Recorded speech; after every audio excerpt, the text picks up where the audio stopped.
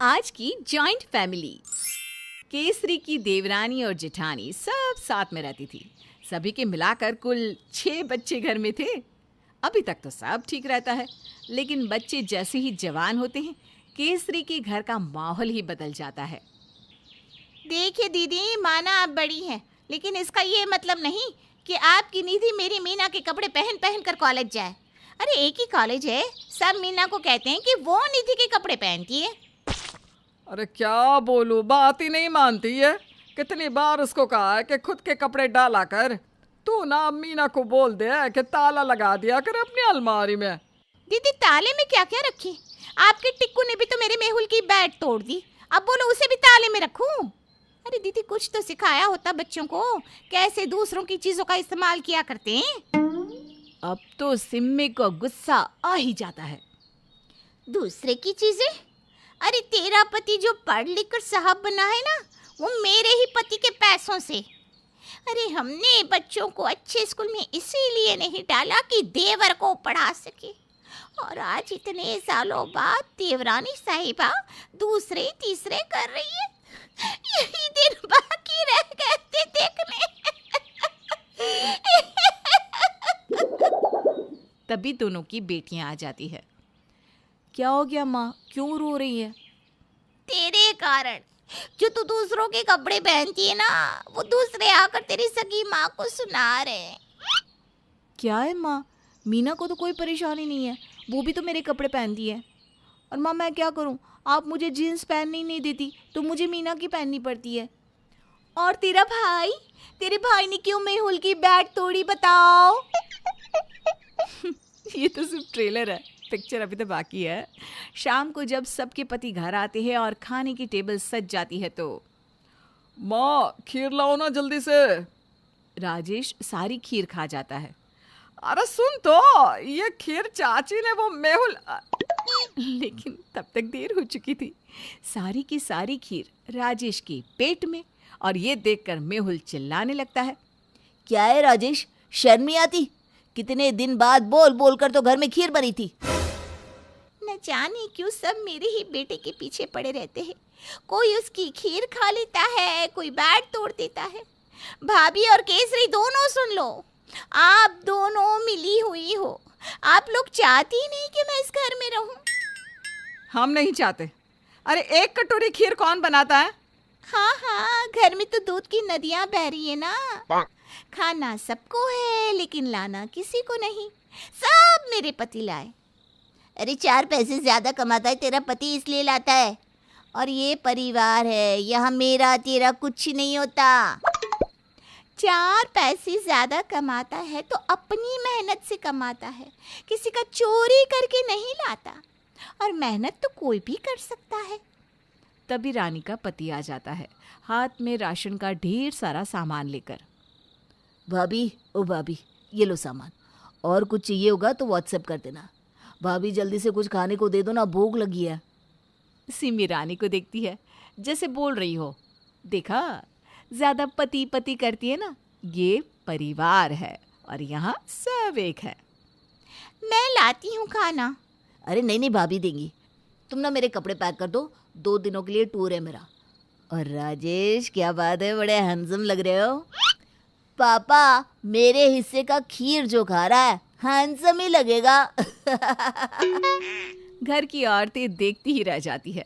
सारे बच्चे लड़कर फिर एक हो जाते हैं, लेकिन औरतें लड़ती ही रह जाती हैं। और सामने से आ रही होती है मीना और निधि। देख लो रानी, तुम्हारी मीना ने मेरी निधि का सूट पहना है, वो भी सबसे महंगा वाला।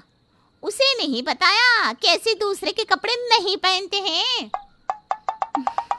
अभी खबर लेती हूँ मैं इसकी। रानी कमरे में चली जाती है। उसके जाने के बाद क्या दीदी, आप भी रानी की टांग खींच रही हैं। लेकिन ये क्या, तभी केसरी का बेटा राजेश सिमी की बेटी का बाल खींचकर भाग जाता है। अब सिमी की बेटी रोती हुई उन लोगों के पास आती है। देखिए ना चाची, राजेश भैया को बाल पूरे खराब कर दिए, अभी मुश्किल से चोटी बनाई थी। क्या है केसरी, क्यों नहीं सिखाती हो राजेश को? किसी की खीर खा जाता है तो इसके बाल ही खींच दिए। अरे दीदी, दोनों बड़े बड़े बच्चे हैं, कॉलेज जाते हैं, कोई छोटे बच्चे थोड़ी ना है। ला निधि, तेरी चोटी मैं बना देती हूँ। रहने दे केसरी, कुछ नहीं सिखाया तूने राजेश को कि दूसरों की बच्चियों के बाल नहीं खींचते। दूसरे के बच्चे? अरे एक घर में चाचा ताऊ के बच्चे क्या दूसरे घर के बच्चे होते हैं? अब ये सवाल इस घर में रोज रोज उठाया जाता। बड़े लड़ते तो छोटे अपनी शरारतों से बाज नहीं आते। फिर एक रोज केसरी अपनी देवरानी जेठानी के साथ बैठी होती है कि सभी बच्चे तैयार होकर कहीं निकल रहे होते हैं। अरे राजेश, कहाँ जा रहे हो? और निधि, तुम राजेश के साथ कहीं नहीं जाओगे। राजेश मना किया था ना निधि से बात करने के लिए। क्यों चाची जी, क्यों भैया मुझसे बात नहीं करेंगे? अरे तुम्हारी मम्मी ने कहा है कि राजेश को निधि से बात करनी नहीं आती। अच्छा ताई, निधि को एक लड़का पसंद है और वो उससे मुझे मिलवाने ले जा रही है। मुझे कुछ मानती है तभी ना। थोड़ी देर के बाद मोना आ जाती है, साथ में होता है मेहुल। मेहुल मोना न जाने मोबाइल पर क्या देखकर बातें कर रहे होते हैं। तभी रानी बोल पड़ती है। क्या देख रहे हो तुम दोनों? माँ देखो ना, भैया ने कैसे मेरी आईडी जो कि हैक हो गई थी ना उसे बचा लिया। माँ देखो, अगर भैया ने मेरा अकाउंट ठीक नहीं किया होता तो क्या हो जाता। मेरी फोटोज कोई मिसयूज भी कर सकता था। सिमी मोना की बात सुनकर चुप हो जाती है। शादी ब्याह हो या फिर किसी का कोई फंक्शन, सारे बच्चे एक साथ रहते, लेकिन घर वाले? आज तो मैं अपने बच्चों के लिए पानी पूरी बनाऊंगी। बाहर का खाना अब इन लोगों का बिल्कुल बंद। बड़े बड़े हो गए लेकिन अकल ही नहीं इन लोगों को। तभी केसरी की बेटी आ जाती है। वो कॉलेज के लिए निकल रही थी। ताई जी, माँ कहाँ है? अब मुझे क्या पता तेरी माँ कहाँ है, सारा दिन तो कमरे में ही बंद रहती है। ताई जी, क्या बना रही है? मैं भी खाऊंगी। हाँ हाँ, क्यों नहीं। तुम्हारी माँ सारा दिन कमरे में होंगी और मैं सबके लिए खाना बनाऊं है। तभी केसरी आ जाती है। अरे मैं बना दूंगी तेरे लिए, हर बार क्यों मांगती है दूसरों से खाना? सिमी अपने बच्चों के लिए गोलगप्पे बना देती है और बच्चे सीधे प्लेट लेकर पहुंच जाते हैं अपने दूसरे भाई बहनों के पास। आओ आओ, गोलगप्पे खाते हैं। माँ, हम कमरे में नहीं, यहाँ हॉल में बैठकर ही खाएंगे।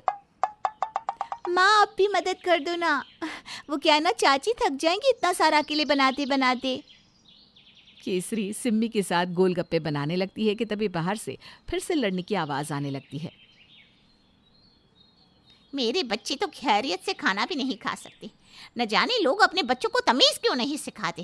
कहने को 20-20 साल के हो रहे हैं लेकिन अकल रत्ती भर नहीं है। दोनों बाहर आती हैं तो सभी हंस हंस कर बातें कर रहे थे। पता है राजेश भैया, मेरे कॉलेज में जो नई टीचर आई है ना, वो आपके कॉलेज से आई है।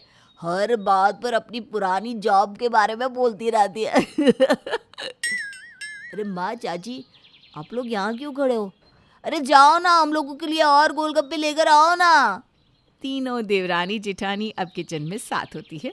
एक दूसरे को देखकर कहती हैं, हम लोगों को समझ जाना चाहिए कि हम भले ही अपने बच्चों के लिए आपस में लड़ते हैं, लेकिन ये बच्चे एक दूसरे से बहुत प्यार करते हैं। हाँ सही बात है। ये सारे कजिन्स एक दूसरे पर जान छिड़कते हैं। हम तो फालतू में ही इन लोगों के लिए लड़ते रहें। ये ना बिना किसी के खा सकते हैं ना सो सकते हैं। ये सब एक दूसरे के लिए हमेशा खड़े रहते हैं।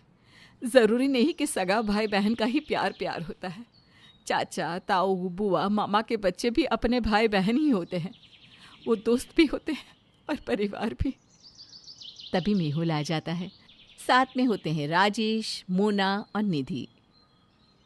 बिल्कुल सही, हम सब एक दूसरे के बिना रह ही नहीं सकते। अच्छा है कि ये बात आप लोग समझ गए और अब इस घर में कम से कम हम लोगों के लिए तो लड़ाई नहीं होगी, क्यों?